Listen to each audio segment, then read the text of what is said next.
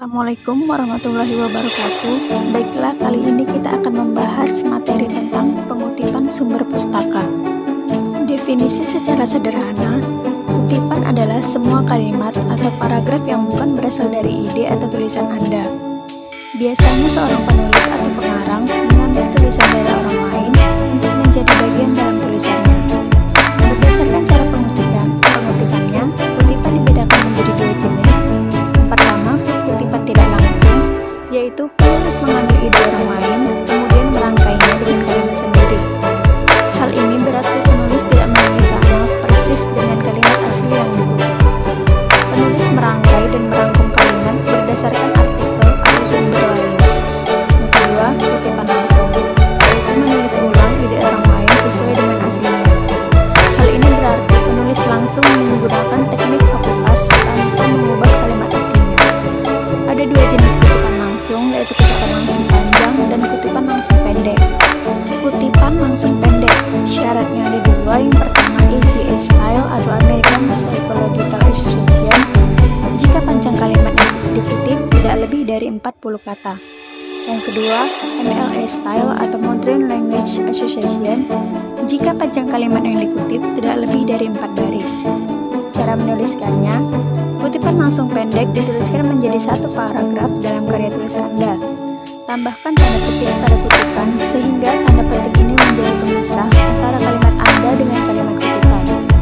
Sumber kutipan ditulis sedekat mungkin dengan kalimat kutipan.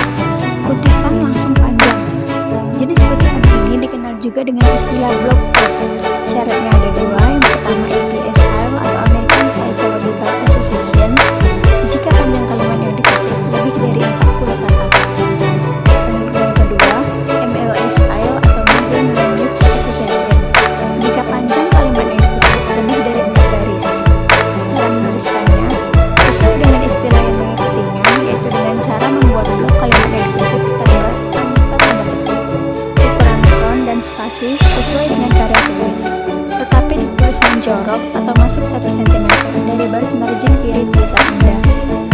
Oleh kalimat yang dikutip ini tergolong banyak atau panjang, maka kalimat kutipan dipisahkan dari kalimat Anda. Di setiap karya tulis ilmiah, pasti ada bagian yang diambil dari ide, argumen, analisa, atau hasil penelitian orang lain. Bagian inilah yang dinamakan kutipan. Peran penting dari kutipan adalah dipakai untuk mendukung argumen dan analisa Anda. Kutipan bisa diambil dari berbagai sumber, baik teks maupun audiovisual, baik dari media print sampai online, juga bisa dokumen yang publis maupun unpublished. Semua jenis dokumen dapat digunakan menjadi bagian dalam tulisan ilmiah Anda.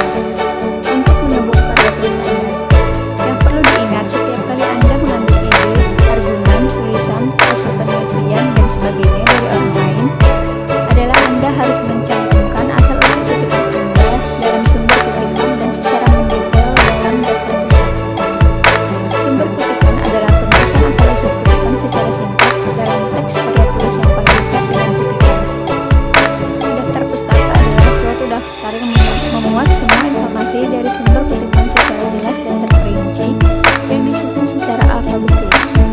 Tujuan penulisan sumber kutipan dan daftar pustaka ada 3. Yang pertama, agar terhindar dari tuduhan penjiplakan atau plagiat. Salah satu fungsi kutipan adalah untuk menguatkan atau mendukung tulisan ilmiah Anda. Oleh karena itu, Anda harus mencantumkan sumber kutipan Anda secara singkat di bagian akhir setelah kalimat kutipan atau tepat sebelum kalimat kutipan, dan menuliskan sumbernya secara lengkap pada daftar pustaka. Yang kedua, menghargai penulis sebelumnya ketika Anda menuliskan secara lengkap sumber kutipan dan daftar pustaka. Sebenarnya Anda sedang menghargai orang yang mempunyai ide tersebut. Selain itu, juga pengakuan bahwa teks pada bagian tersebut adalah dari ide, argumen, dan atau analisa orang lain. Yang ketiga, membantu pembaca yang ingin tahu lebih dalam mengenai sumber kutipan. Salah satu manfaat dari menuliskan sumber kutipan dan daftar pustaka secara lengkap adalah membantu pembaca yang ingin mengetahui lebih dalam tentang kutipan tersebut. Kadang-kadang pembaca tertarik untuk membaca lebih dalam tulisan yang Anda kutip. Catatan penting.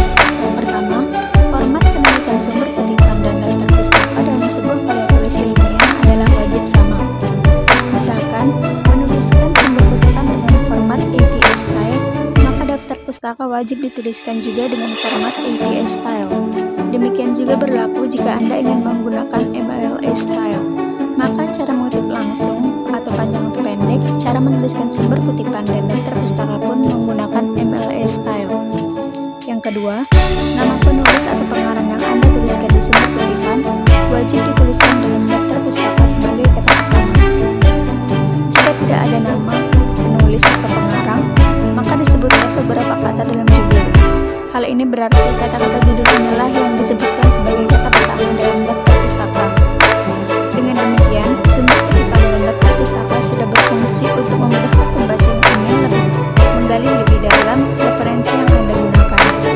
Yang ketiga, penulisan sumber kutipan berada di dekat teks kutipan Anda. Penulisan daftar pustaka berada di halaman paling belakang dengan baris kedua dan seterusnya menjarak masuk 1 cm dari baris margin kiri. Yang keempat, gelar kebangsawanan maupun gelar akademik tidak ditulis dalam sumber kutipan pada daftar pustaka.